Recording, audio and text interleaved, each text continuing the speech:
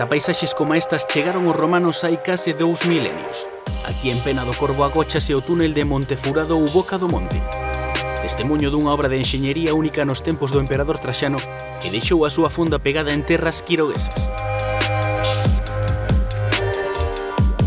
Unha obra maxistral nesta fermosa contorna fluvial do río Sil onde os romanos, desviando o cauce das augas, extraeron as pébidas de ouro agochadas no meandro do seu antigo leito.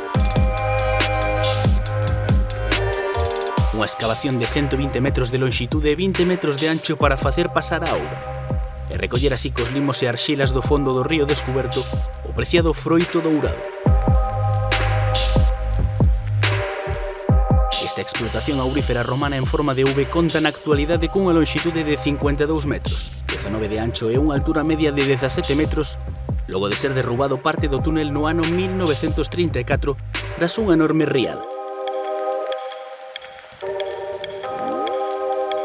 Un atractivo pasado arqueolóxico que deixou pegada na toponimia do lugar.